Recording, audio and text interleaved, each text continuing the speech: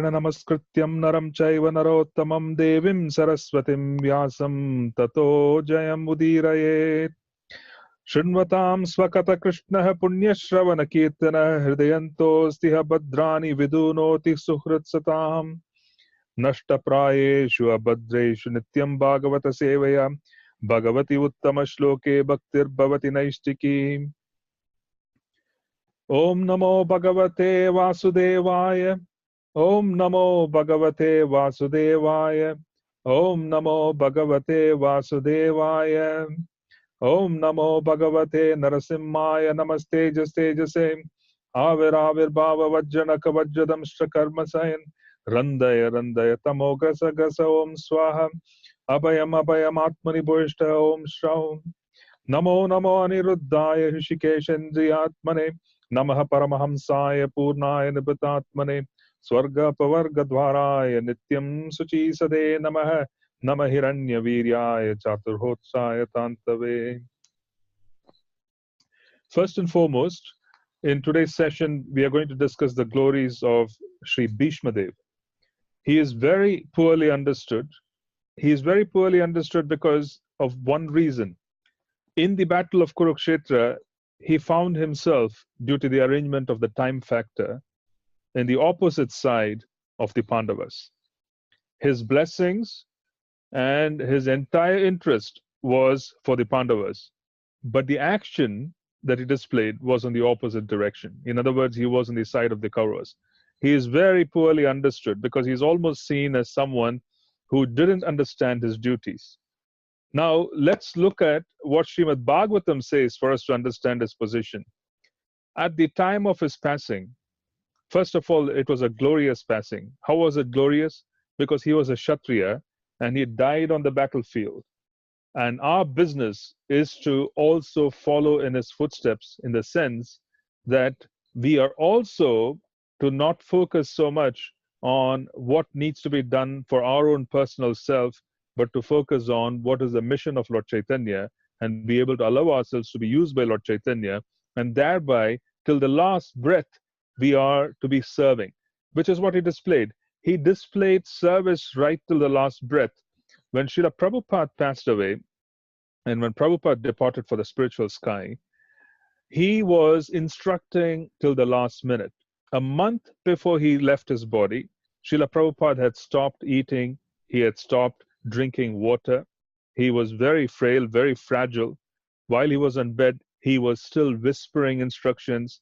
Tamal Krishna Maharaj and other servants who were very close to him at that point in time, his personal servants, used to record these instances and to be able to hear the instructions. Till the last minute, Srila Prabhupada was instructing, either by his behavior on how to accept the last stages of life, or directly instructing. This is actually the specific mood of Bhishma Dev. Bhishma Dev left as he was performing his duties. He left as he was performing his prescribed duties. He was left as he was performing duties according to will of Krishna. He basically left on the battlefield, which is a great emulation. That's the first point. Now look at the reward of Sri Bhishma Dev. Why is he so important in emulating and being able to understand? The reward of Sri Bhishma Dev was all the important sages, including Srila Vyasadeva, Narad Muni, they had all reached the battlefield there. Sukadev Goswami was present. All the important sages, the Sapta Rishis, everybody was present. Krishna himself was present at the time of passing.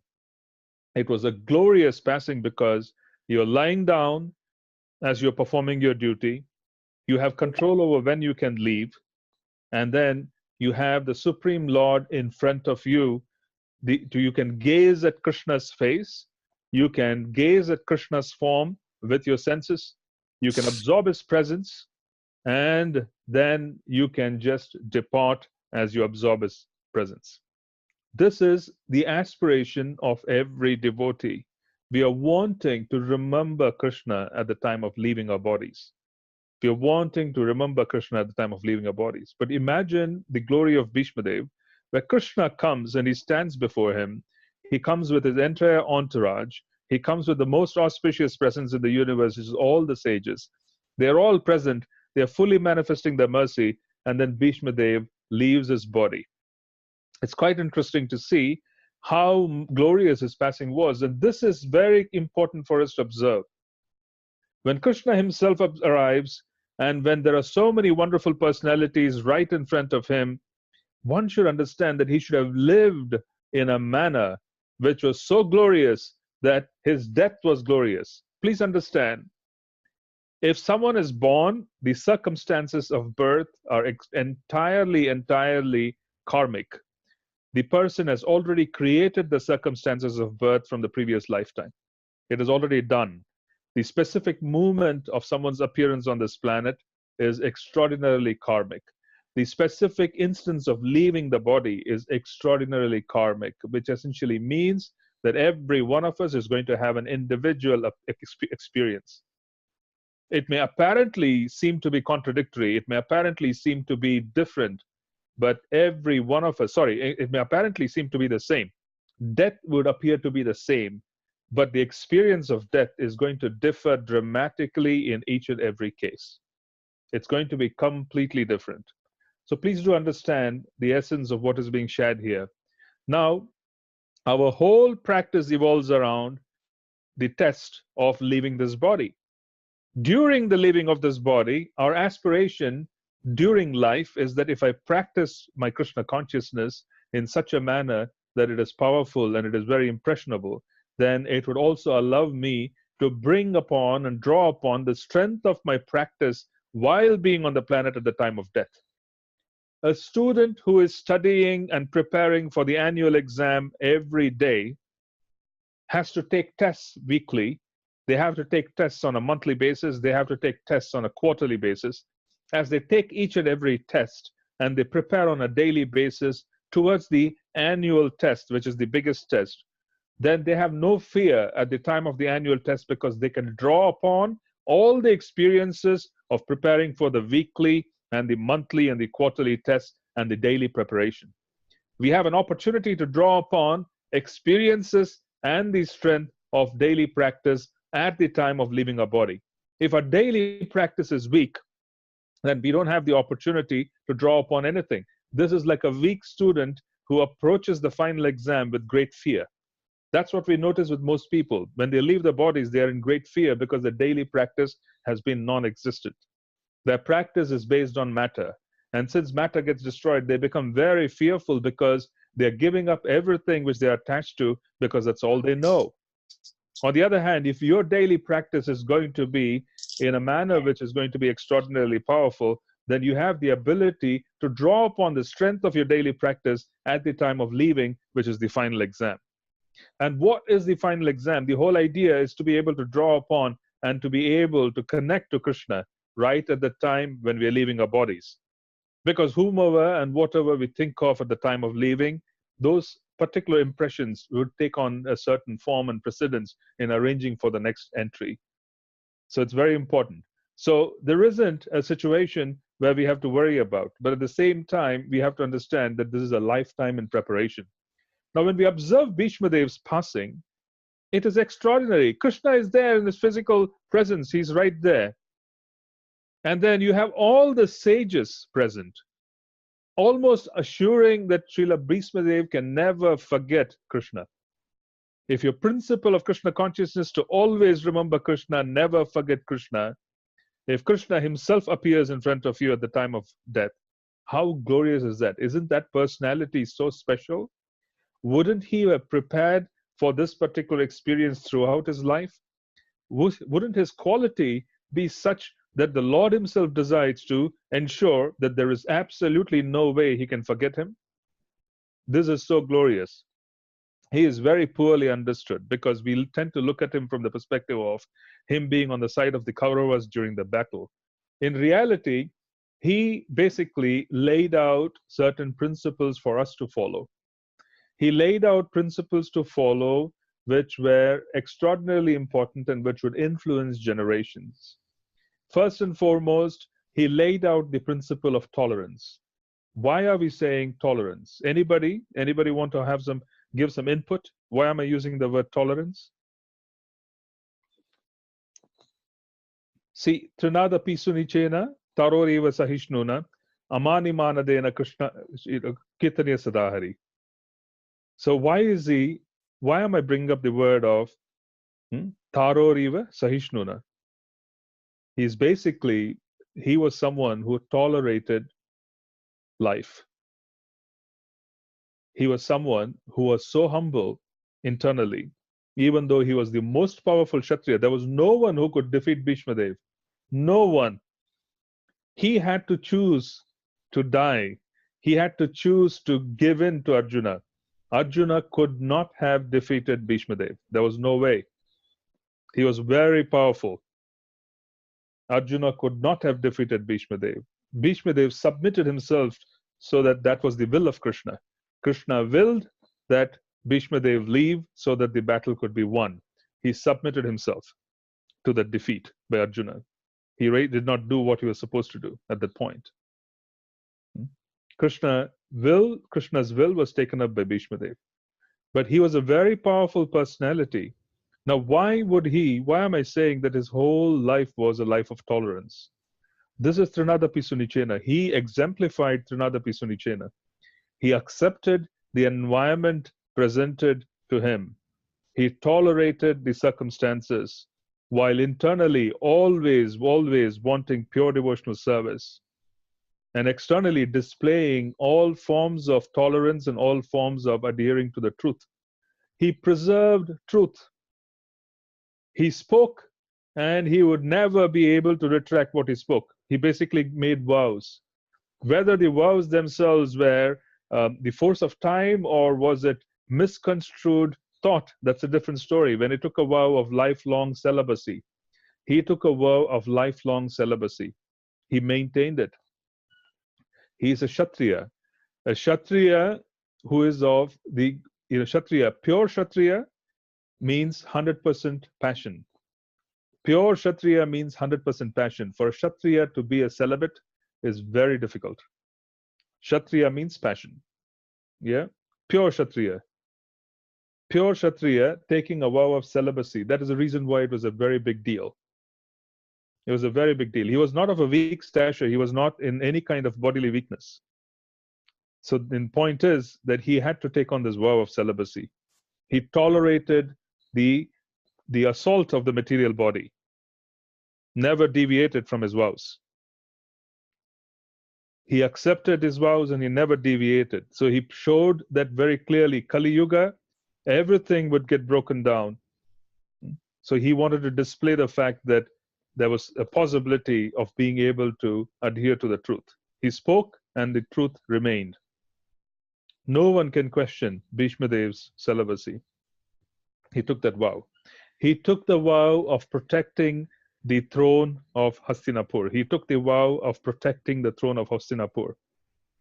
To protect the throne of Hastinapur, which is the lineage of the Kurus, he basically wanted to give up sitting on the throne, but he said, I will always remain to ensure that this particular kingdom flourishes.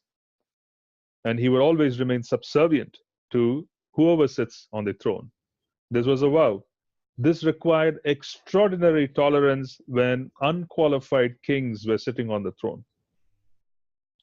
When Dhritarashtra, the father of the Kurus, was sitting on the throne, he was completely unqualified. But it required extraordinary tolerance by Bhishma Dev to protect the kingdom and to be subservient to the throne simply because he had taken a vow. See, if he had deviated from vows, then the whole meaning of promises and making promises and taking vows and then sticking to the vows would all be lost. He tolerated extraordinary insults. He tolerated all kinds of circumstances for 2 to 3 generations, literally. The generation of the one preceding Dhritarashtra, the generation of Dhritarashtra, then the generation of the Pandavas and the Kauravas. He tolerated all kinds of tribulations whilst trying to do his duty. What is the circumstance of the 3rd chapter of the Bhagavad Gita? In today's world, people give up marriages on a whim. When things go wrong, marriages are given up. In other words, things go wrong, it becomes difficult, relationships are given up, and marriages are given up very easily. There is no value to the vows taken during marriage. What is it which Bhishma Dev was trying to teach us, which is in line with the Bhagavad Gita. What is it which is being said in the Bhagavad Gita? The Bhagavad Gita is saying we come in touch with our partners, we come in touch with material nature through our partners due to attachments. When we come in touch with attachments, then the attachment has to be purified. Those attachments will not be purified unless there is a frustration of attempts to gain happiness from those attachments. Attachments are born of the mode of passion. Those attachments will cause great suffering at some point because they're born of the mode of passion. And when we do not learn from those attachments and instead choose to try and attempt to run away from it in certain ways, then it becomes very difficult for us to be purified. When attachments bring us in touch with a partner, and the partner and ourselves go through certain tribulations and frustrations, those frustrations ruin the so-called aspirations of happiness which come when we initially come in touch with the partner. But we still persevere, and we create a spiritual combination of wanting to be together to please Prabhupada, and then we tolerate the circumstances of the union, we tolerate the circumstances of the partnership. Then the attachment combines with knowledge. The knowledge comes due to frustration. Gyan, knowledge, does not come when things are going well. It's very difficult. It is very difficult to become knowledgeable when things are going well. Knowledge comes with attempts to gain happiness from material nature. When the attempts fail, we gain knowledge that this was a wrong move. This is something which doesn't work. It is not everlasting. It does not last forever. It is bound to cause distress. This knowledge is Gyan. When this Gyan comes, the initial attachment amongst people turns into affection, because now you're progressing from the mode of passion to the mode of goodness. In the mode of passion, one faces disappointments and frustration. These frustrations and disappointments transform the mode of passion into the mode of goodness when combined with spiritual knowledge. Then one is able to continue life. And at that point in time, they are in the mode of goodness. They still continue the partnership, not so much with attachment, but with affection. This affection is born of the mode of goodness. In the spiritual sky, there is affection. In the material world, there is attachment. So the more spiritual we become, then the greater the affection for those who are with us. We don't expect anything from them. We are trying to serve them. The greater attachment, we have too many expectations from those around us. And as a consequence, there's a lot of frustration. So there's a difference between operating within the mode of passion versus the mode of goodness. And as we progress further and further, the partnership then becomes spiritual.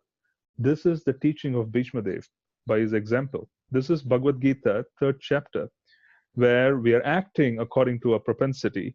When we act according to a propensity, we face certain frustrations because our attachments don't fructify. When those attachments don't fructify, and we combine the knowledge of Bhagavad Gita, when we combine our spiritual knowledge and our spiritual position with the experiences of frustration, the attachment turns into affection. And that affection is everlasting. This is the principle that devotees are supposed to proceed towards. He displayed this. This is Trinadapi Sunichena, where we tolerate our circumstances. When we tolerate our circumstances of work, professional aspects, when we tolerate our circumstances of relationships, and then we slowly, steadily proceed from passion to goodness, then we have the ability to transform all of this into knowledge and to be able to proceed further. If we still remain attached at the end of our journey, then we come back until this attachment is purified to affection. In his case, he tolerated the circumstances of life. He tolerated the prospect of taking a vow of celibacy. He tolerated it till the very last minute. He tolerated the vow of performing duties which were extraordinarily difficult. We all complain about the extraordinarily poor nature of our office environment. Every one of us goes through challenges in the office environment to the point where we believe that the office environment is not conducive for us. We really suffer like anything. He tolerated his office environment of being with the different descendants of the Kuru dynasty who were very unqualified. He tolerated Duryodhana and his excesses. He tolerated the disrobing of Draupadi, which was very extraordinarily assaulting on him because he was someone who believed in it. He had to tolerate it because he was subservient to the king. He tolerated the circumstances of just being on the opposite side of Arjun. Arjun was very dear to him. This is Trinadapi Sunichena Taroriva Sahishnuna, accepting the environment set up by Krishna and being able to act upon it with courage, whilst constantly working on ourselves internally with the holy names so that we could understand our position as a servant of Krishna rather than trying to think that we are here to achieve something in the world. This is very important. From a material perspective, is Bhishma Dev considered a failure? The answer is, in one sense, from a material perspective, here is a great personality who did not marry, who did not take over the kingdom as father. All of this would be considered as a loser. Yeah, we call people losers. Yeah, this is exactly what a loser is. Someone who just didn't know how to handle it. He didn't get married. He didn't know he didn't get married. He basically didn't take up the father's kingdom. And then, in the material parlance, this would be called that, oh, he just didn't know how to live. He knew how to live. He knew exactly that the purpose of life was to prepare for leaving on the battlefield. He prepared. He prepared from day one. He kept his vows. He wanted to project that success. If he did not project that success, then it would be one of the most extraordinarily negative experiences for everybody else. What would we have today to discuss about Bhishma Dev? What is the extraordinary position of Bhishma Dev? The position of Bhishma Dev, as we just saw, was he passed his test in such glory because he passed away, he left his body in front of Krishna. He did not go to Krishna, Krishna came to him. All the sages, including Sukadev Goswami, came before him at the time of passing. This is how extraordinary Bhishma Dev was. He was very misunderstood. He is very misunderstood because we have a very mundane conception of these great personalities. One has to understand that this is one of the greatest personalities. He's a Mahajan. Just by his presence, just by meditating on his qualities, one will get purified. If you want to learn action on this planet, learn from Bhishma Dev. All kinds of negative environments, negative relationship experience, being a celibate while being so much in passion for a Kshatriya, negative relationship experience. He tolerated it. He never forgoed any of his vows. He tolerated it. Number two, he was a king who was far more powerful than every Kshatriya present on the planet at the time. He could have defeated the Pandavas, the Arjun, everybody else. He defeated Lord Parshuram. He defeated an incarnation of the Lord. So it is not an ordinary task. It was not an extraordinary task for him to put up resistance to all the Pandavas. But he subjected himself to defeat, as that was Krishna's desire. Fulfilling Krishna's desire when our own desires are defeated is the principle of devotional service. Desires of Krishna take paramount importance, while our own desires are set aside. The world could look upon us as a failure, but internally we are trying to serve Krishna. The results of our activities are controlled by the Lord. This is being displayed by Bhishma Dev. What were the results of his activities? Being criticized for being celibate. He pursued it. Being subservient to an inappropriate, inefficient regime, while he himself was extraordinarily powerful, but he wanted to preserve his vows. He was criticized for it, so he tolerated all the criticisms while going through the suffering of being criticized because he was so knowledgeable, taking on the opposite side on the battlefield to preserve his vows, to show the truth exists and there's a value to truth. And how was that value described and how was that value rewarded? The value was rewarded by the presence of Krishna right on the battlefield in front of him. This is a glorious personality, most worshipable. Sukadev Goswami, all kinds of sages were present. How could you go wrong when Krishna is in front of you at the time of passing? You can't go wrong. You can't go wrong with that. Krishna is saying, I will not allow you to fail. It is said in the Srimad Bhagavatam that whoever was on the opposite side of Arjun, their longevity was taken away by the Lord. It is said that he glanced mercifully at whoever was on the battlefield and took away the longevity. The longevity of those who opposed the Pandavas were taken away by Krishna just by being on the battlefield. He glanced at them mercifully and the longevity went away. This is how powerful it is when Krishna is trying to be on the side of the devotees. There is no such thing as anyone who is inimical who can come against his pure devotees, because he would take the longevity away. This is also tantamount that if there's heavy attacks, then but to the devotees, the longevity is taken away. There is no longevity. It is taken away because Krishna himself personally protects, and he glances and he says, this can't happen. The universe goes against. So Bhagavatam is very clear. The longevity of all those on the battlefield were taken away. Srila Bhishma Dev knew this. He took the opposite side to preserve his vows. He wanted to, this is all based on inspiration, because one is constantly chanting the holy names and they have complete knowledge of Shastra, they can't go wrong. He wasn't wrong. He tolerated his circumstances because of his vows. He did not want to break his vows. He wanted to show that there's value to it. Krishna encouraged that. He never discouraged Bhishma Dev. Never did. He knew that Bhishma Dev would simply adhere to his wishes on the battlefield. The moment Krishna strategized, and then Krishna knew Shikandi was going to come. Shikandi is the princess whom Bhishma Dev offended, who remembered his offense. Can you imagine this? The offense, or rather, I would say Bhishma Dev's, behavior was misconstrued, misunderstood by Amba. And this Amba was 3 generations prior. And she carried the venom of disappointment for 3 lifetimes. Can you believe this? People carry this. So in other words, in many circumstances, even in the present, we will notice people carry their misgivings, which are very deep, from one lifetime to the other. And it's a huge liability for them. They don't realize that if you don't forgive and you don't move on, you're going to carry and go on from one funeral ground to another. This is what it is. When you remember inauspicious things, then you're going from one funeral ground to another. One cremation to another cremation. The body which we acquire in each and every lifetime is cremated. When we forget things and we are able to absorb, ourselves in Krishna consciousness, then we are creating a future for ourselves which does not require cremations. If we remember things that are a part of this material world, we are going to acquire a body which is going to be cremated. All we are doing by forcing ourselves to remember things which have no consequence of this world is we are simply arranging for one cremation after another in one particular lifetime to another as each body gets destroyed. One should remember these lessons as well. Shikandi appeared on the battlefield because this was Amba. Amba, because of Bhishma Dev's intervention, was forced to leave the place of Swayamvar. She was getting married. She had someone in her mind. And at that point in time, even though she was wanting to get married to that person, Bhishma Dev intervened.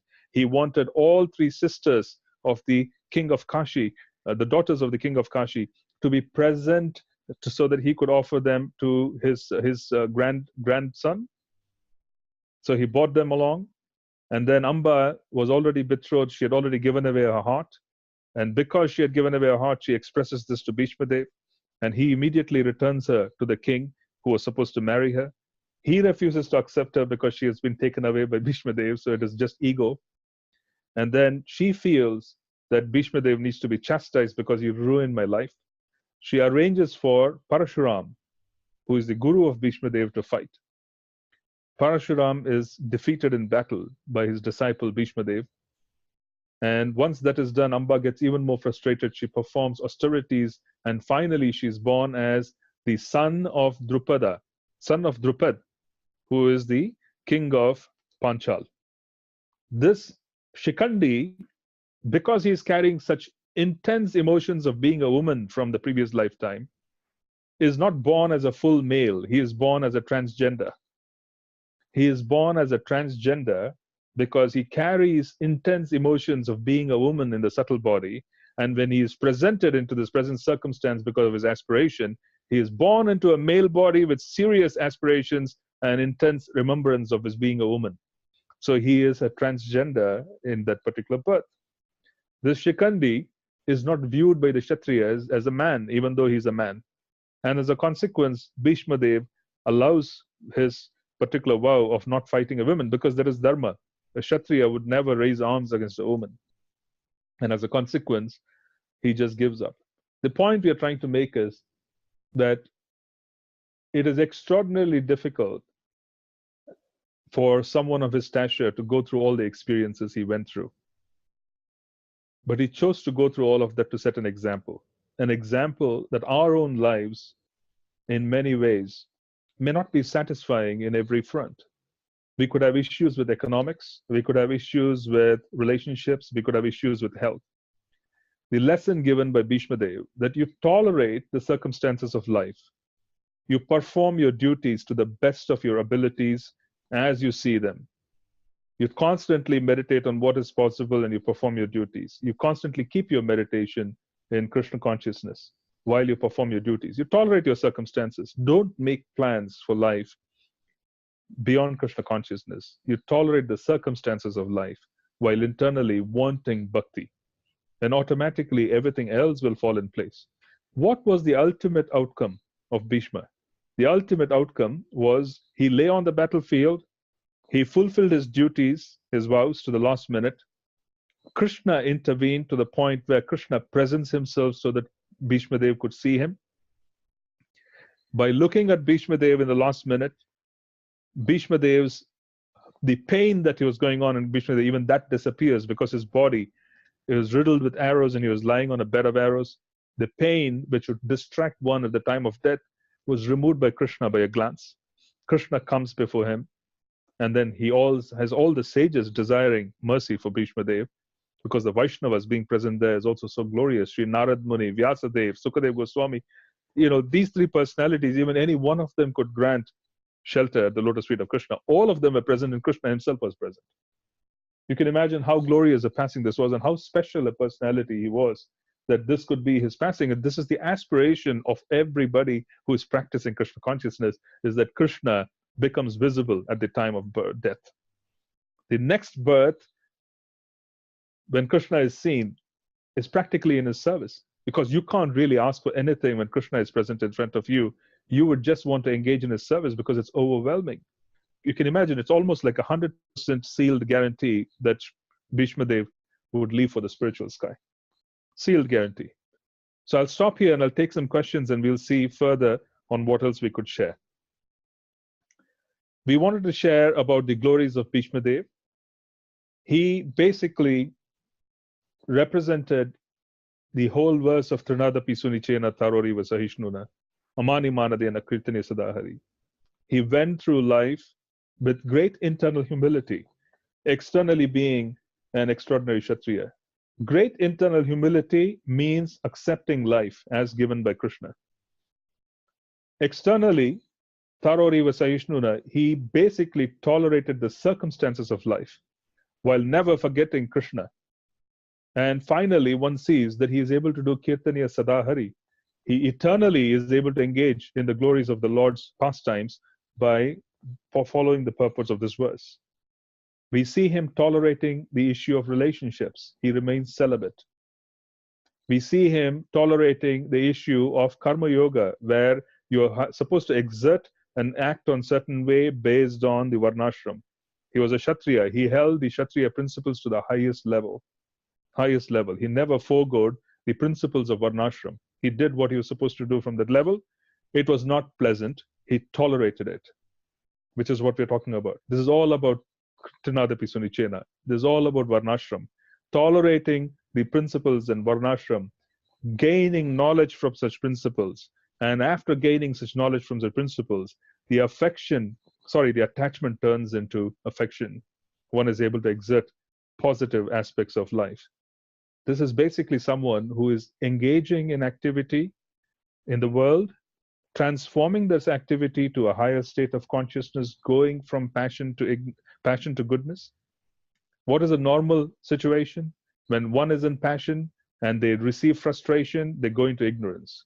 What is the more appropriate response? When one is in passion, but one gains from such passion in terms of the frustration that comes, passion is going to be frustrated. It's a guarantee. Devotees, if there is any guarantee, passion being frustrated is a guarantee.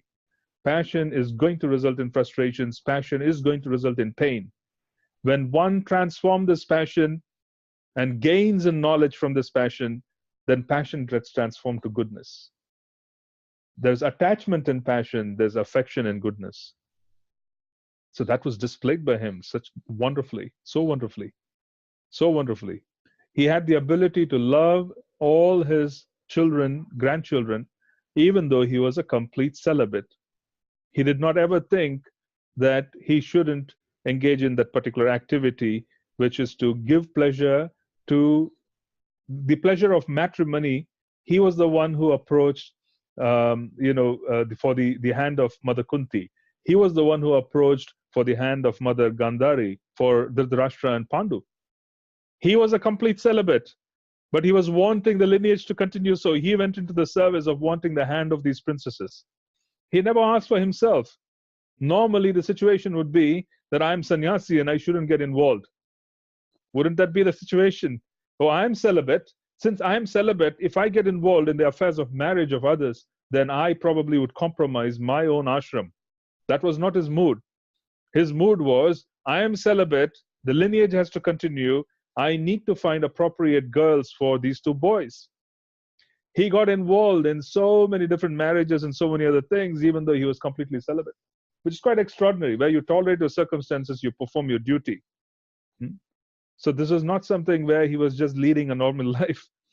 He was celibate, but he goes and wants to arrange the marriage of everybody. He goes and attacks Kashi and brings back 3 princesses so that his nephew, grandnephew, could get married. How many celibates would want to get involved in this? This is duty, where you tolerate your circumstances and then you accept the circumstances and you engage in what is foremost as duty.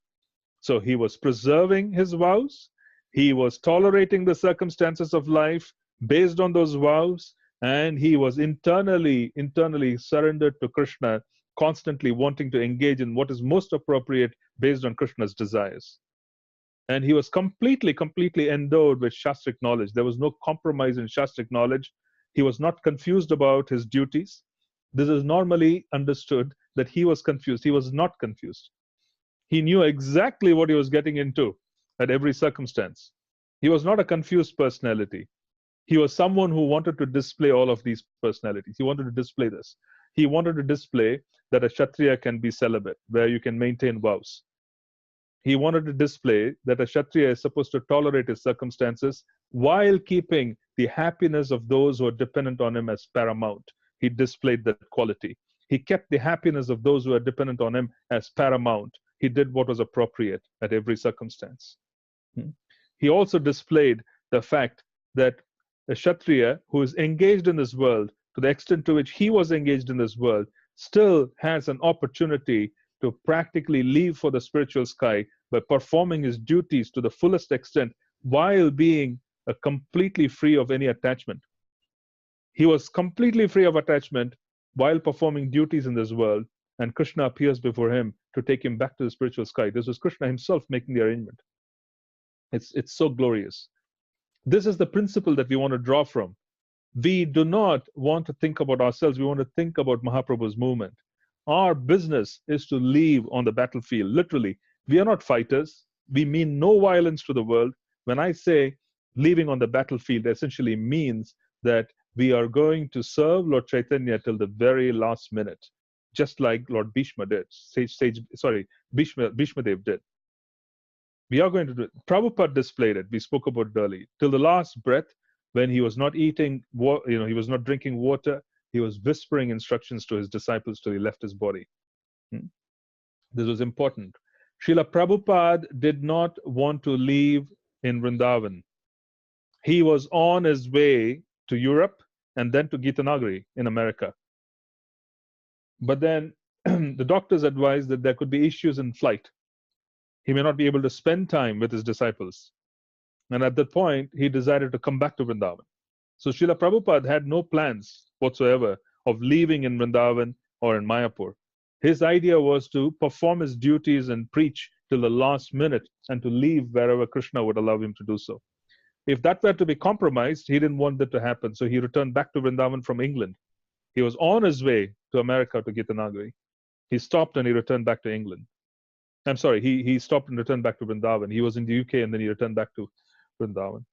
So this is basically a meditation on being available for Krishna, being available for Krishna on his terms, not our terms, because we generally make ourselves available based on our terms of what we think is appropriate, and then being able to tolerate the circumstances of life as arranged by Krishna, then internally constantly desiring the tenets of bhakti, of wanting to have Krishna, always remember Krishna at all times and never forget Krishna. This is the reason why we are spending so much time talking about him. Extraordinary. So I'll stop here. I'll see if any questions come.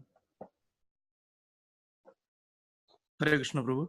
Yes, Hare Krishna. Yeah, I have a couple of questions here, Prabhu. Yes. So when it comes to one moment, Ravindra, just one moment, please. I have people sitting here, so I just want to remove my earphones.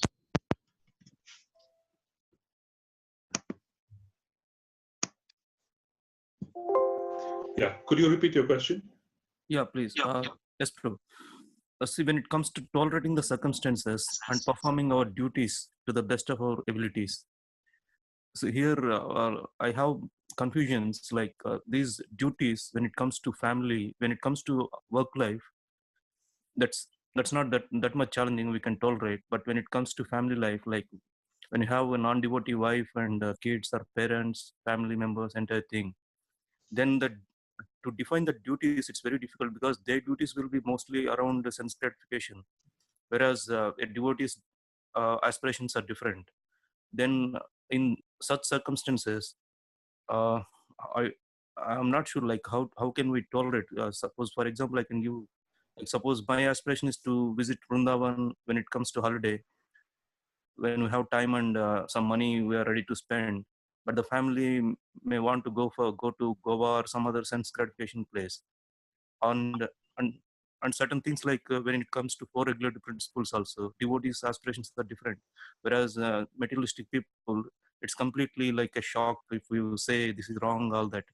No meat eating, gambling and intoxication are acceptable. No gambling, no intoxication, there is no challenge.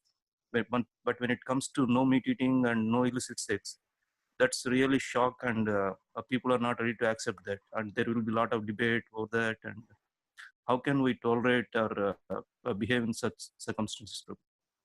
Yes, see, first and foremost, as devotees, we have to engineer our future based on the power given to us by devotional service. There's enormous power when we are in touch with the holy names and we are in touch with Lord Chaitanya, and when we are very sincere. There's enormous power. As you rightly put it, in the normal circumstance, we may not have the resources and the ability to make adjustments to our environment to such an extent because we just don't have the power to do so. However, when we desire devotional service and we offer prayers to our acharyas, when we are very sincere about it and we accept things that are favorable and reject things that are unfavorable internally, then what would happen is that there would be transformations that would occur even to family members. What is favorable would be held, and what is not unfavorable would be taken away. Krishna would make arrangements. Krishna has the ability to adjust our environment very positively. This is how we are supposed to operate. Our operation is supposed to depend on the aspects of devotional service that are very internal. Does it make sense? It is depending and asking for pure devotional service. We have to depend on the angas of bhakti and ask for the angas of bhakti, literally. This is a very practical approach, even though it may not seem to be very practical, because we want to act in this world in practical ways. This is a very practical approach because it's very powerful. Set your goals around devotional service and do not ask for anything else. Your family circumstances and whatever you are around the environment that you are, regardless of whether it's professional or family, are a part of what is going to be changed based on your aspirations for devotional service. If there are very difficult karmic circumstances a devotee faces, it means that the devotee was not desiring devotional service actively in the previous lifetime.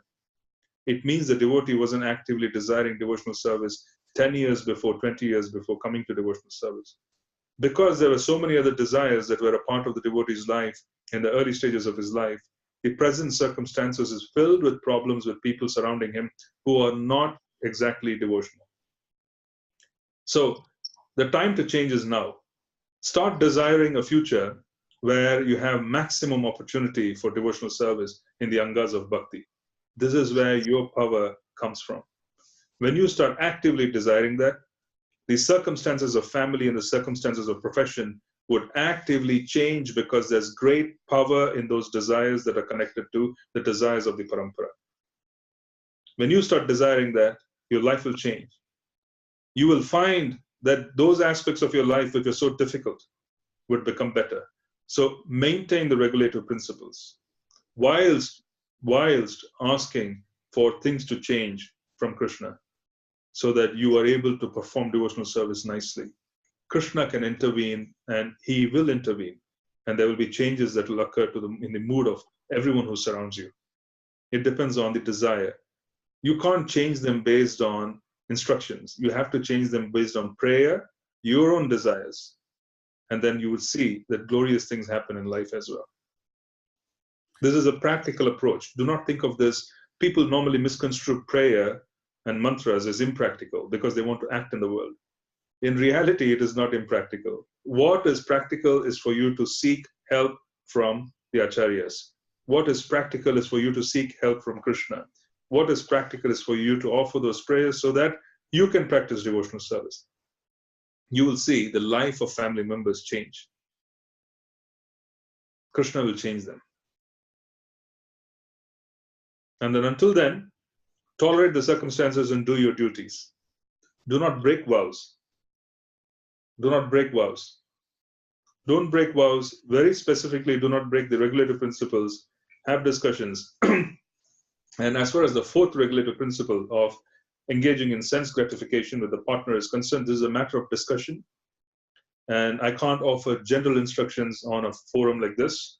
It's a matter of discussion, which is very specific to the couple. Principally, one should understand it and pray for normal circumstances. Does it make sense, Ravindra? Yes, Prabhu. But do you mean to say that for time being, certain things like going to movies, taking them to movies, or even can't I put a check like this is not the way I want to live? It's up to you whether you want to follow me or not, or that may lead to more trouble. Or so in such circumstances, should we allow them for time being and go with them, even though? Okay, so this is again, as I said, there are 2 points. Number one, we can't give them rules and regulations. Nobody likes rules and regulations. What is so attractive about restraining senses? No one likes it. No, but What when is it that? comes No, let me finish. One more. kids, don't we have any right on setting the principles at the home? No. What I'm trying to tell you is you have to strategize. You have to be very clever about this. You have been given philosophy and you have understood that people have a propensity for sense gratification. This is normal. So the senses need to be engaged. You can't really tell them to stop something without giving them something superior in place. So the first principle is to give something which is superior. What is superior and what is easy to give? Give them kirtan. You understand? Yes. Slowly, steadily. Their desire for entertaining themselves with mundane entertainment will go away as you progressively allow that, but also allow kirtan. And one day they will just give up the old one and take up the new. Paramdrishtva nivartate. You will need to replace the lower with higher. It has to be strategized. If you're going to be preaching in the world and you're meeting a stranger, are you going to give him 4 regulative principles at first? No. You're going to invite him for kirtan. You're going to give him all kinds of wonderful opportunities for prasadam. You're going to bring them and have darshan of deities, have a festival experience, have them and give them sangha of devotees who are intelligent enough how to understand and serve them nicely. This is what is required. Once you engage in this activity of strategizing how to bring your family members and give them an opportunity to replace their lower tendencies with higher tendencies, you will notice that they're able to give up their lower tendencies. You can't impose this on them. Does it make sense, Prabhu? You can't impose it. You need to strategize. And I'm saying that I don't want to have a discussion which is very specific to your family circumstances because there could be very specific family circumstances in your case, which needs to be dealt with a little differently. Do you understand? Yes. So it may be difficult to give instructions on this overall when everybody else is listening. However, I'm giving you a broader approach on how to go about this from a Shastric basis. Yes, Prabhu. Good. Yeah. Thank you so much, Prabhu. Not at all. Any other question or comment, please?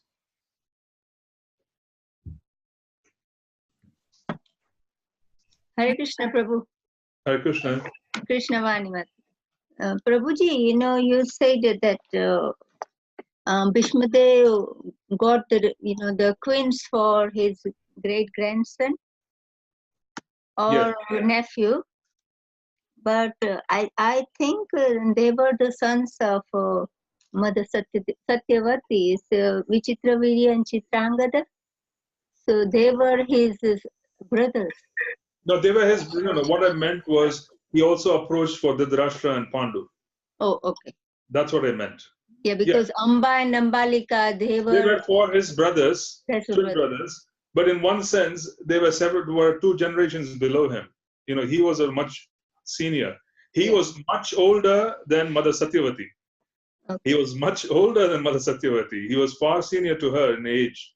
So the point I'm trying to make is that generationally, they were much younger. But he also arranged for daughters for Dhritarashtra and Pandu. That's what I meant. Okay. Thank you. Wives, sorry. Yes.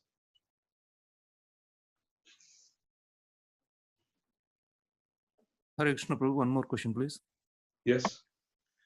Yeah, when you said about Kshatriya means 100% passion, and in another point, you said that passion is going to result in frustration and pain.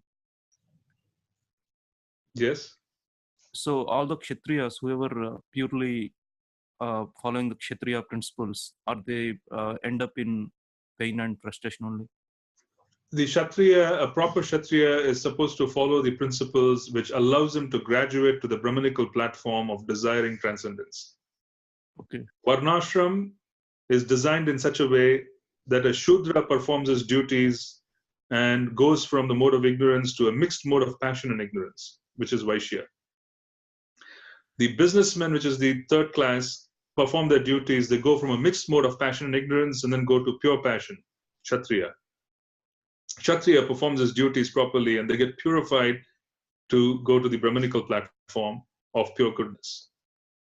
The point I'm trying to make is that the whole system of Varnashram over a certain period of time, which is several births, is meant to purify ourselves and to bring us from the bottom level of ignorance to the top level of pure mode of goodness. This is what these four Varnas mean.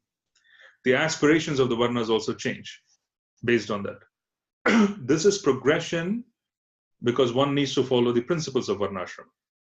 If one doesn't follow the principles of Varnashram, then they need to follow the Bhagavad Dharma, where they're able to chant the holy names, and this progression happens without any block.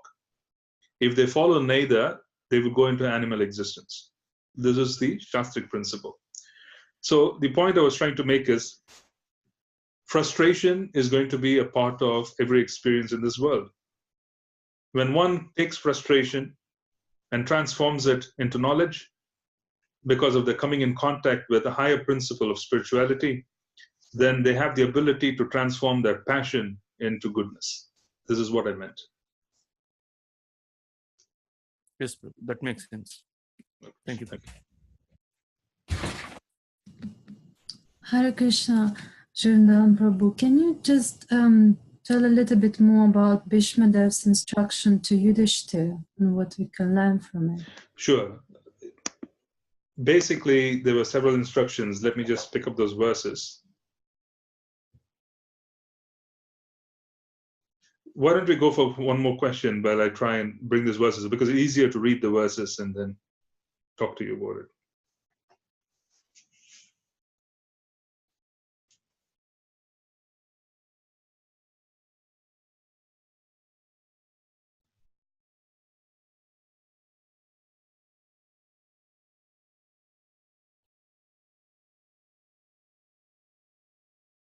Any other question or comment?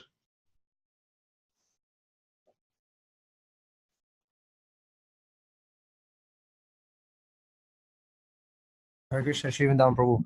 I just wanted to ask, did Bhishma Dev appear in Gaura Leela? I see, he basically was a part of understanding Krishna through the mood of servitorship. It was Dasya Bhakti. And not everybody appeared. I'm not sure about this answer. Perhaps I can go back to read the writings of Kavi Karnapura and others who talked about these various personalities appearing in Gaura Leela. But I'm not sure if I've bumped into this one. So I'm not sure I have an answer for this. Thank you, bro. And also, when Bhishma Dev was in the assembly when Draupadi was getting disrobed, he didn't speak up because Dhritarashtra was on the throne and he wanted to be loyal to Hastinapur. Is that the reason why? He was wanting to be maintaining his vows, and he was wanting to be punished equally for keeping quiet. Right. So his death in the battlefield on the opposite side of the Pandavas was also the result of the insult to Draupadi. Do you understand? The suffering that he went through, just being on the opposite side of Krishna, was like a prayaschitta, was repentance, just because he couldn't act at that point in time to maintain his vows. Yeah. So if he had broken his vows at any given instance, then the whole meaning of vows would have lost their potency. Do you understand what I'm saying? So here's a principle of keeping the truth. When you speak something, and if that is held as sacrosanct for ages and ages and ages, then that carries transcendental potency. Do you understand what I'm saying? Is that if your vows, if your words constantly change, then they're in the mode of ignorance. He wanted to preserve his vows because that in itself was a principle of being proper Kshatriyas. He wanted to display to the rest of the generation of Kshatriyas that there is a meaning of being Kshatriya. You don't need to engage in sense gratification. So he displayed celibacy. He displayed keeping vows. He also wanted to show that you can perform your duties without receiving anything in return. So he was never coronated as an emperor, but he performed all the duties in his life without being coronated. This was the other principle that he was displaying, that you don't need to receive anything in return. So this was not a fruitive activity. This had nothing to do with karmakanda, that I'm going to perform some activity, I'm going to receive something in return.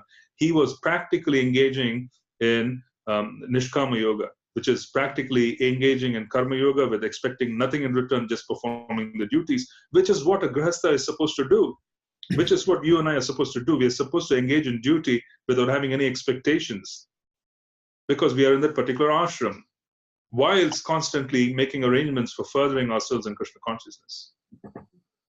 He was not complaining. He was not complaining. He just accepted it, and he was just acting according to his circumstances. He had the ability to leave the planet, but he chose to remain until he could keep his vows and he could ensure that the planet survives. If he had left prematurely, then there would have been chaos.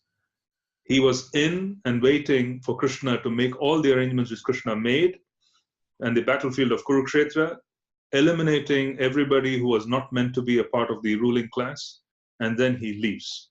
So this is exactly how he preserved Varnashram. You see, it's glorious. I was mentioning this to someone. It is glorious to be a part of preserving Varnashram and being able to preserve Vedic religion. Unconsciously, India and the Indian army, for instance, the modern day India, in many ways, I wouldn't really classify it as being a part of Vedic India. It is not. We should not get confused. Just as much as Srila Prabhupada and our theology coming in from India does not mean it has anything to do with modern day India. It does not. What modern day India is very different from what the Vedic science was. It's very different. So one needs to understand that even though that truth exists, that India, as we look at it now, is not quite representative of the Vedic times. The Indian army, if it were to preserve Varnashram, if it were to preserve the whole aspect of Vedic, Vedic truth, because when they protect India from invasions and they're protecting India from being usurped and transformed into something else externally, then they are acting in the principle of the ancient Kshatriyas who did not want the culture to be lost and Vedic science to be preserved. even though this is not being done with knowledge, in many ways, those who work and serve in the armed forces who are fighting and who are leaving up their bodies in India, they are somehow connected to preserving Vedic theology. Yeah. Srila Prabhupada preempted any need of political preservation by distributing Krishna consciousness throughout the universe. He practically distributed Krishna consciousness all over the world, where we are not concerned about the future of the politically boundaried India. We are more concerned with preserving Krishna consciousness. That is going to be preserved regardless. It is going to be preserved throughout because of the way it was distributed by Srila Prabhupada. He practically made sure that no matter what the political changes, no matter what transformations, Krishna consciousness will continue. It's distributed throughout the world. So, Bhishma Dev was such a personality. I think I elaborated a little bit more on your question, but I think I answered your question as well. Thanks, Will. Sure. Any other question? Prabhu, you mentioned that one can gain knowledge from frustration, but also one could go from frustration into the mode of ignorance. What determines which way you go?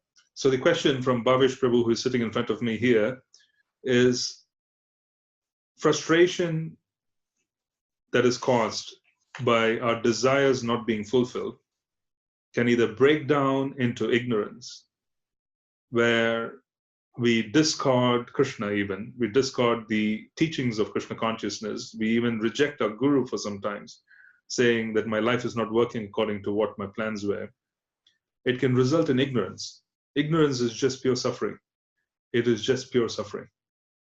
Or it can result in us going higher and understanding and taking knowledge and being able to purify ourselves of such attachments. What is it which is going to make a difference? How does one not experience one or the other? The difference is coming in touch with Shastra and Sadhu. That's the difference. When we hear from Sadhu about Shastric principles of transformation of the lower modes into higher, then we have the ability to come in touch with principles that can allow us to transform this. Otherwise, there is no ability. So what is it which is going to allow us? An opportunity to engage in goodness is going to allow us to transform. Guru is going to allow us to transform. The principle of transformation of an experience is realization. You need a higher principle. When you have a higher principle and you come in touch with the transcendental principle, then your frustration can be transformed into knowledge. If not, it goes into ignorance. That's the difference. That's why a devotee suffers far less than a non-devotee in similar circumstances. That's why the grief of seeing a devotee leave their body is not as great as the grief of seeing someone who has no connection with devotional service. People grieve like anything because they just see the body disappear. While the devotee experience is very different, because we all know that they are continuing their devotional service, they're going to be given opportunities. It's a fact. That knowledge is there because we are in touch with transcendence. We are in touch with Krishna through the holy names. You can't go wrong.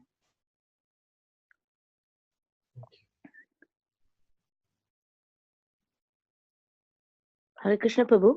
Yes, Hare Krishna. Padam, Nitai Matalasi. So are you saying Prabhu Bhishma Dev led a life displaying all this principle? Does he led a life for others? And because he wanted to show us that how to lead the life?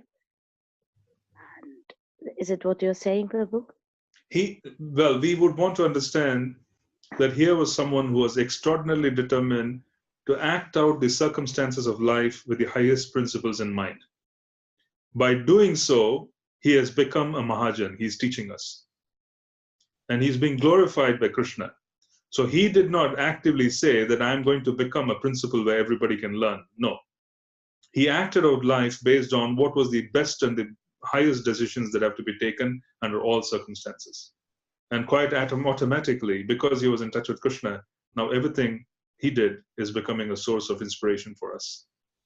Does it make sense? It is not like he was planning to give us lessons. He was just acting according to the highest principles which are taught in the Bhagavad Gita and the highest desires which a soul is meant to have. He was acting out as the best Kshatriya principles. He was acting out as the best principles of being a human being. He was showing us different aspects of what it is. He was doing his very best, but his life has become a lesson for us. He did not really want to create a lesson for us. He was just living in the highest principles. Does it make sense? Yes, Prabhu. Thank you very much. Sure. Hare Krishna.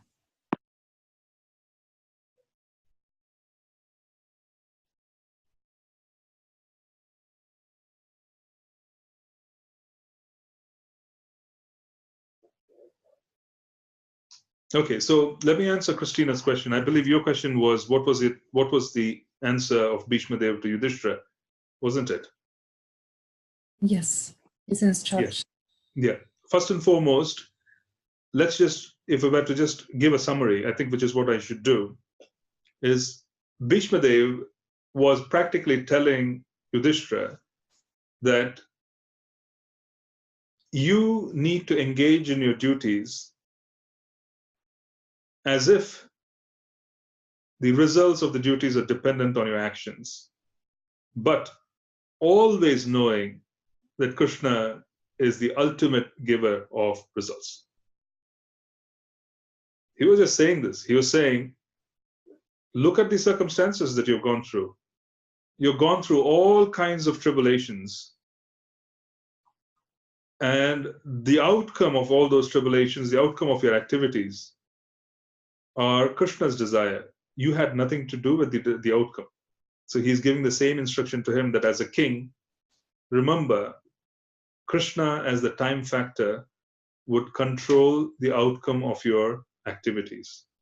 You need to understand that you have limitations, and your limitations are to the extent to which you perform your duties to the fullest extent, but understanding that Krishna is going to be giving results. This is primarily what was shared with Yudhishthira. He was basically telling him that you need to engage in Nishkama Yoga. You need to engage in activity without aspiring for a certain outcome. You need to do your best as if that activity basically depends on you, but ultimately realizing that after doing all of that, you surrender the results to Krishna. This is what surrendering the results mean. Surrendering the results to Krishna does not mean we do a sloppy job. It does not mean we hold back our ability to work. It means we do our very best and have the understanding that ultimately, even after doing our very best in a certain area, the outcome of such activity is controlled by Krishna. We accept the outcome. This is Trinadapi Sunichena. He was basically giving him instructions on Trinadapi Sunichena Tarori Vasarishmuna. He was telling him that Krishna, as the inexhaustible time factor, is going to modify the results. What was he saying? Let me explain further. When Ambarish Maharaj is a personality we come across in the 9th canto. When Ambarish Maharaj was administering his kingdom, he was a Bhava Bhakta. He was situated in intense emotions of love. Because he was a Bhava Bhakta, at some point, he forgot about the duties of a king, in the sense he couldn't function as efficiently. He could not function as efficiently as a king because he was engaged predominantly in seva to the Lord in Madhuvan. What did Krishna do? Krishna's Sudarshan Chakra, which is the time factor. Krishna's Sudarshan Chakra is the time factor. It's Kala. Krishna's Sudarshan Chakra hovered and maintained that kingdom while Ambarish Maharaj was engaging in devotional service. What do I mean by the time factor? When we do everything which is required, but yet sometimes things don't work out, that's the time factor. A farmer could find the best kinds of seeds. He could plow his land, keep everything ready for the time when he's supposed to sow the seeds. He sows the seeds at an appropriate time. Now he has to wait for rains to come. The rains, if they don't come within 5 days, the seeds would be lost. If the rains come before he plants the seeds, then his effort is lost. If the rains comes 2 months after he plants the seeds, his effort is lost. So the factor of when is the rain going to come is controlled by the time factor. The farmer has control over when he is going to plow his land and when he's going to sow the seeds. He has no control over when the rain is going to come. This is the time factor. So we have to understand that our efforts need to combine with the time factor for fructification. We might put in the best of efforts, but if the time factor is not approving it, which means it's not going to happen. One needs to accept it. The time factor is Krishna himself. In Ambarish Maharaj's case, he was administering an entire kingdom, but he was engaging in such deep devotional service that whatever he was lacking in providing for his kingdom was being compensated for by the time factor. So people under his care found it very easy. Whoever were in his kingdom were able to act out and they would get rewarded. They would immediately get rewarded for whatever they did because this personality was engaging in pure devotional service and the time factor was above him. He was protecting his actions. No one criticized the king for failing in his duties. He was able to do everything nicely because Krishna intervened. So we need to understand this from Bhishma Dev. This is exactly what he was talking to from Yudhishthira. He was basically saying that what you are inside in your relationship with Krishna is going to influence what your actions outside. What you are in your relationship with Krishna is going to influence your actions outside. If you are in contact with Krishna very profoundly, you are a Bhava Bhakta, you are a Premi Bhakta, Krishna becomes subservient to you. When Krishna becomes subservient, all your desires will be granted. So what you are inside is practically going to lend to the actions outside. So this is the message. So he was saying the inexhaustible time factor is the personality who is next to you. He is your cousin. He has been acting out as if he is the charioteer of Arjun. He has been acting out, as your companion. There are so many different things which you could have misunderstood. He said this is the personality who is basically the personality of Godhead. The extent to which you surrender to him and the extent to which you are a rishi within your heart in terms of the relationship with Krishna, to that extent you'll be able to manage your kingdom. So he was saying that too. Any other question or comment? Okay, there is, let me just read this.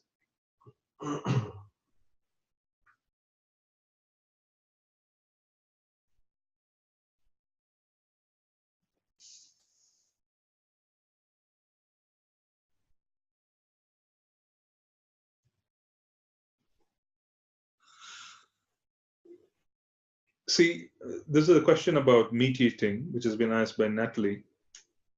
And actually it is from Patsasati.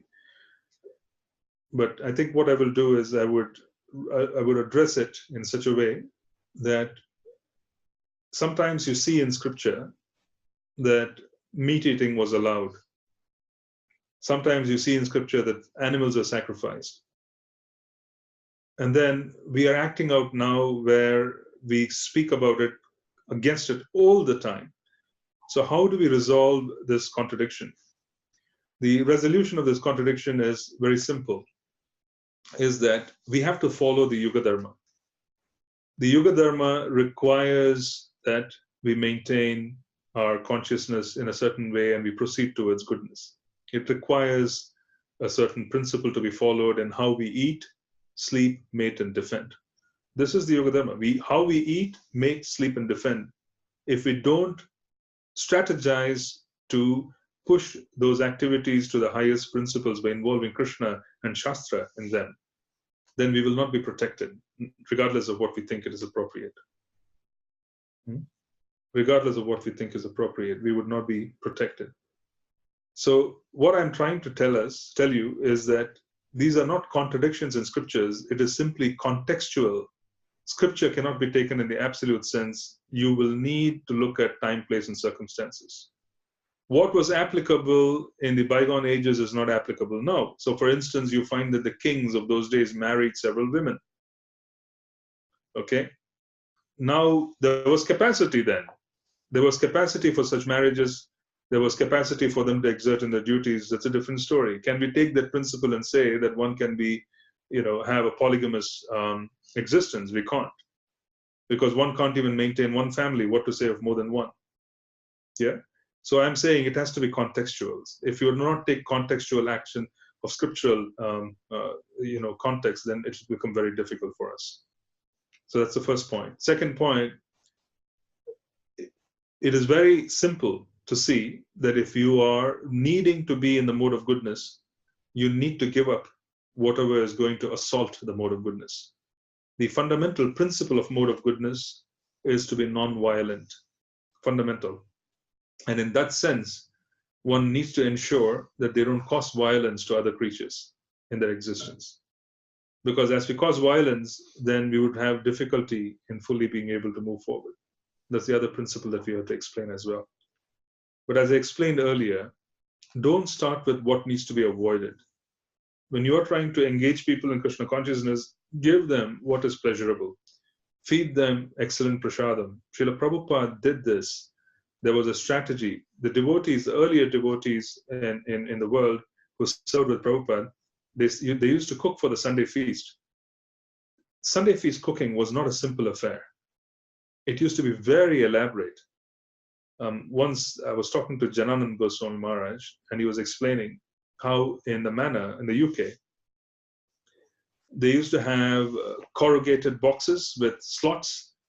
They used to ensure that puris were put into those slots so that they don't get depressed and deflated, so that they could be maintaining their puffed up, stature. So he used to explain that so much care was taken in presentation of the meal that they used to box them in such a way that when people come for Sunday feast, they would get puris that are fresh, that are not depleted. They also look impressive. There would be very, very good pakoras. There would be halwa. Then there would be 2 sabjis. This was the Sunday feast. Why was this done? It was done because once someone's tongue comes in touch with very carefully prepared and offered prasadam, and the member of the general public come in touch with such things, then their tongues get purified. And if they get purified, then they qualify themselves to chant the holy names, because sevon mukehi jihvado. So they were trying to engage their tongues. And once they come in touch with something so opulent, then they slowly would have an opportunity for them to taste more of it. And as a consequence, they would come into Krishna consciousness and they would find it appealing.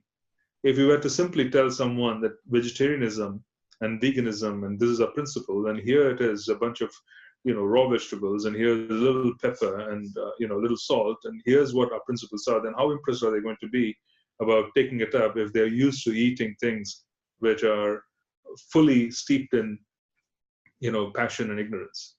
They're not going to be, because it's an austerity. So we are not here to distribute austerity. We have no use for austerity, to be honest. We have no use for austerity if it is not going to bring us closer to the principle of Krishna consciousness. So our business is not to promote austerity. Our business is to promote Krishna consciousness. Our business is to elevate senses, to give them a higher taste. That's our business. So your Sunday feast basically in the past was based on that principle. It was based on showing that there is an alternative to meat. It was based on principle of showing that we have something wonderful as far as your eating habit is concerned, because that is an activity which people do 4 or 5 times in a day. If you could predominate the eating habit, then transformation of culture and consciousness will happen. It's natural. And it was also a principle of giving kirtan, making sure that the kirtan during Sunday feast is done wonderfully so that they are able to have auditory reception in a very, very proper way. This is what you're not supposed to do. This is exactly what is required. And this in turn presents ourselves to attract the general public, because the general public can't be instructed on regulative principles. Who cares? Who cares about regulative principles in the general public? No one does. Who wants to suffer? Yeah, by performing austerities? No one does. Everybody wants to enjoy. So we want to present an opportunity for enjoyment when they come into Sangha. That's how we transform, give them a higher taste. That's what we're supposed to do. And giving them a higher taste involves talking principles, kirtan, very good prasadam. Great attention has to be paid to all of this if you're conducting a program. If you minimize on any of this, then we are minimizing the program as well.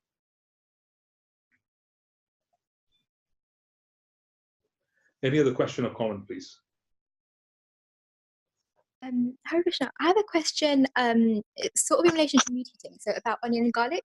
So I found that some devotees struggle to give up eating onion and garlic because even though there's like the pastime that it comes from the foot of a cow, like they don't actually see it as meat, and so then they carry on eating onion and garlic. And also because when people take the vows of initiation, it's a vow to not eat meat rather than specifically to not eat onion and garlic, and so they don't take it as seriously. And I'm not sure like what to say to sort of help them with that. Sure. See, again, this is also a principle that has to be followed, where the first principle is the principle of service. The first principle is the principle of service. Encourage people who are cooking at home who can't give up any of their habits, such as onion, garlic, to still offer to the Lord. They can offer to a picture of Prabhupada, they can offer to the Lord, even if they have cooked something which is unofferable. Because the principle of service is more important than what is being offered. And when that happens, Krishna himself notices that this is a soul who is wanting to serve, but does not know how to do it. Krishna will intervene in their hearts and would give them encouragement on changing how they want to serve him. I've had an instance where Krishna intervened very positively in someone who had a similar problem. You know, there was this couple in a congregation in America who basically, one of them wanted and one of them did not want. And they were wanting to offer to Krishna, but they were attached to this whole principle of cooking with onion and garlic. So the wife chose not to add onion and garlic, wanting to convince the husband that this could also taste well because it's going to be offered to Krishna. So she did not add any onion and garlic and made dishes and then offered it to Krishna. And the husband remarkably found that it tasted exactly the same. It was an experience. So the point is that encourage service first. Encourage the offering first, because that mood of offering and connecting Krishna to the food will purify the senses of the person who is coming in touch.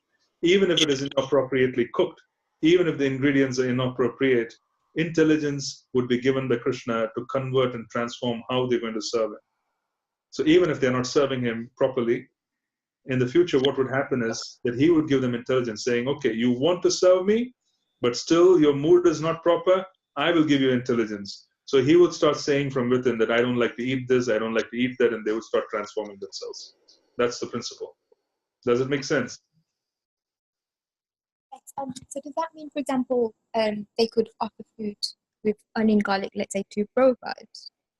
No, you can just offer to a picture. See, the principle is to engage them in service. Does it make sense? Okay. Yeah, just offer a picture of Krishna. You know, if they are resistant to it, just offer picture of Krishna, then encourage them on the whole prospect of serving.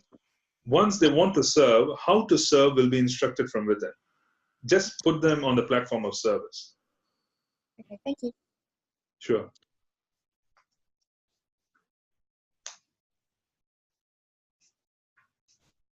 Anything else?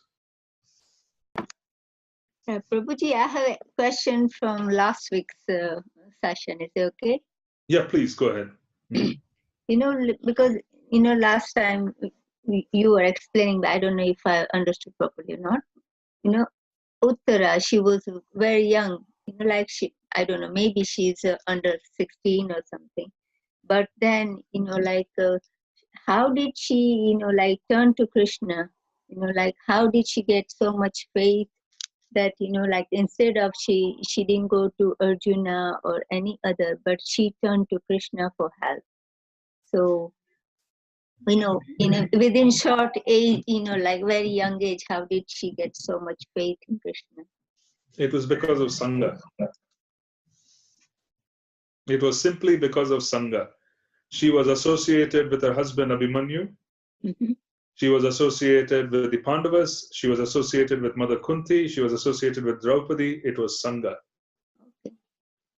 You should simply understand the giving of faith comes from the hearts of those who have faith. Mm-hmm. Since she was associating with those who have deep faith, Okay. she had faith. All right. Yeah. It was quite remarkable. Yeah. And how she acted under those circumstances. Yeah. See, this is Sangha. When we read the Srimad Bhagavatam, we are receiving Sangha from Mother Uttara. We are receiving Sangha from Bhishma Dev. We are receiving Sangha from all these personalities who acted out in very difficult circumstances in ways which are completely surprising. They pushed themselves to such an extent to follow so many principles, and yet they have the deepest connection to Krishna. So the point I'm trying to make is they're doing everything as necessary, and at the same time they're so connected to Krishna as well because of their ability to surrender to him. Yeah. So they are like acting as a role model. So we have to follow them. Exactly. We are meant to form role models when we are reading scripture. We are meant to have role models when we come in touch with scripture. If we do not have role models, then if we have role models, then we meditate on all these qualities, the qualities would come to us.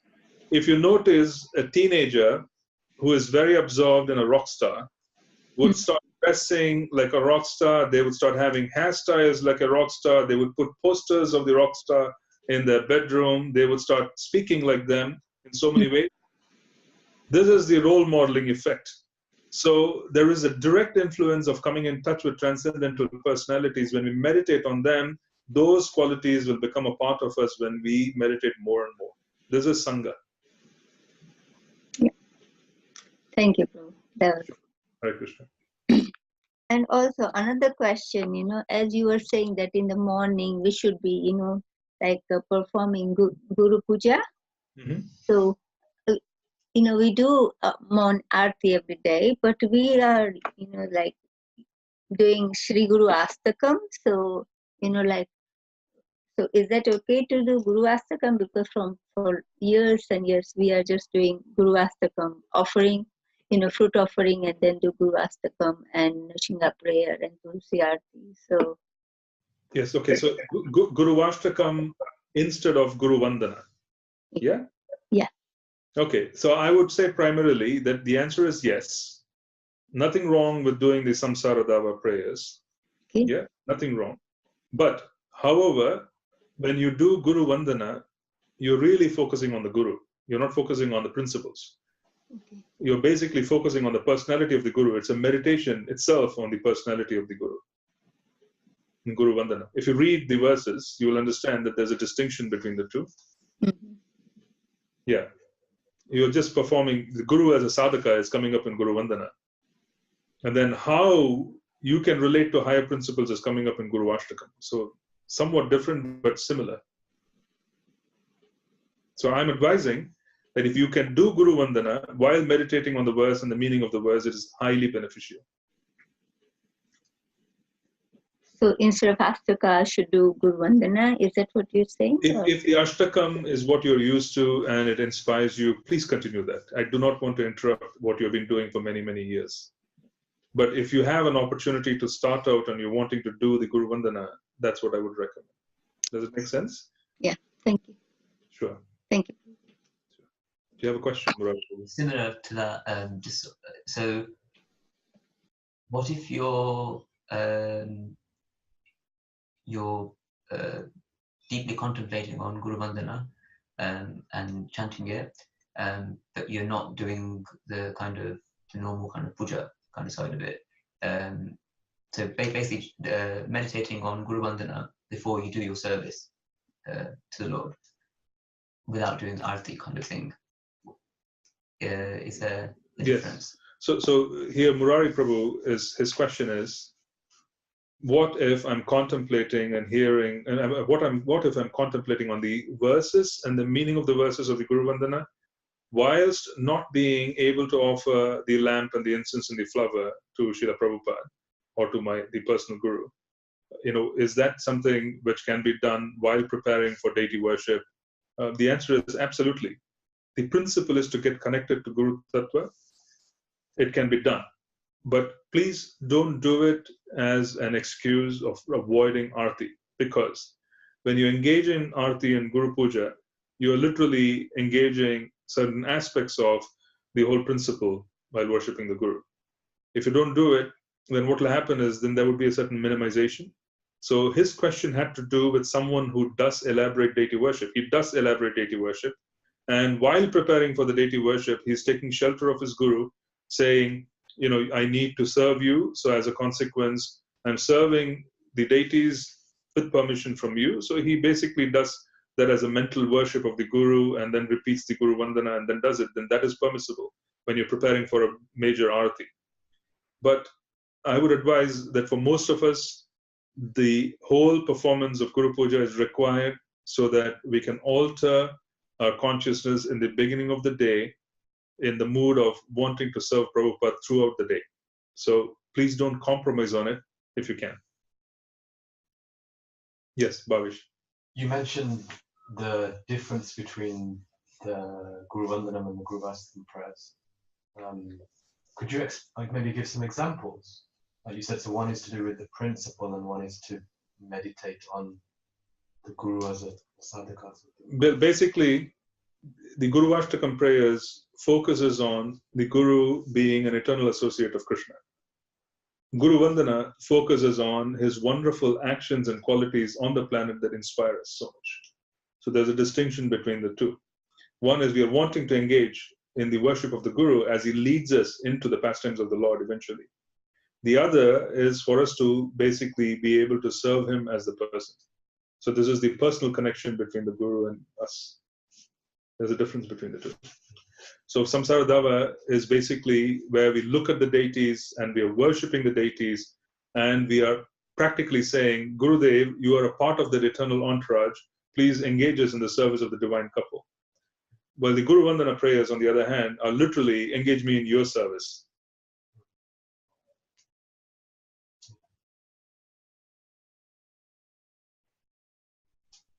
Any other question or comment?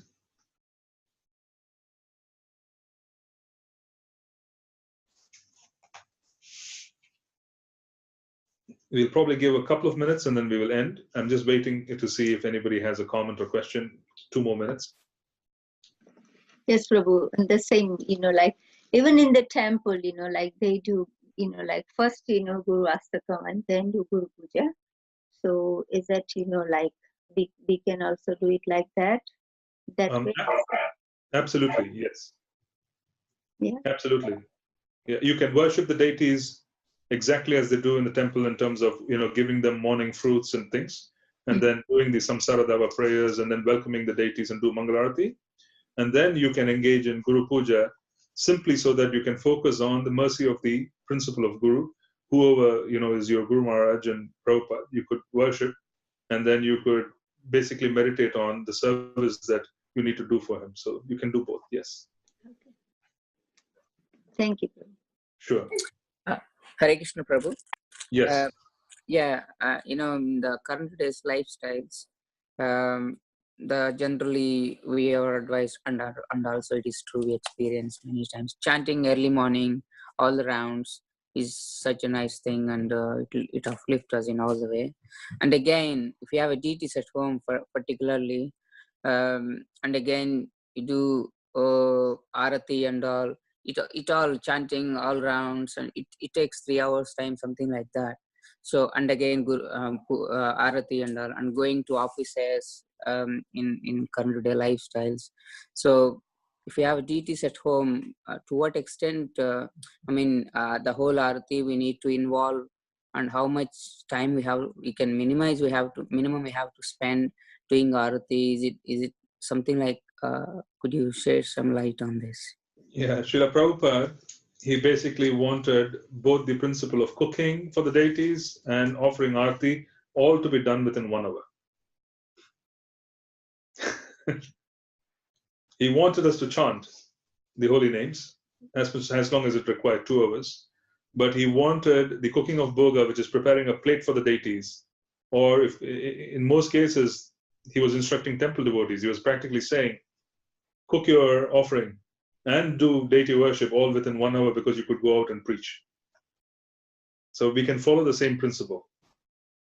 Because if our time, and I'm not discouraging deity worship, but if you're going to compromise on chanting of the holy names, if you're going to compromise on your services, by engaging in very elaborate deity worship to the point where the services get compromised, then that is something which you need to reflect on and discuss further. Srila Prabhupada wanted us to spend time in distributing Krishna consciousness, and that's how it should be done. But these are very specific aspects of it. I do not want to have a general reply given. I was just giving you guidelines, because in some cases, some devotees truly benefit from devotional deity worship. For them, deity worship is perhaps the best thing they could do.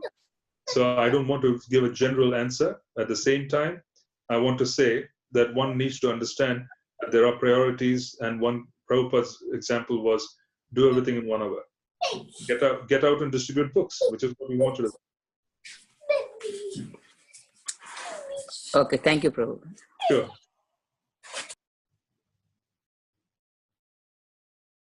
Okay, so if there are no more questions, I would like to end today's session with this. And in the following session, which is the subsequent week, we will talk about Mother Kunti, because she is one of the personalities who is left out, and she's perhaps extraordinarily, she is perhaps one of the most important personalities in that particular exchange in the first canto. So we need to discuss her to understand her mood and be able to move forward. So we'll talk about Mother Kunti in the following session.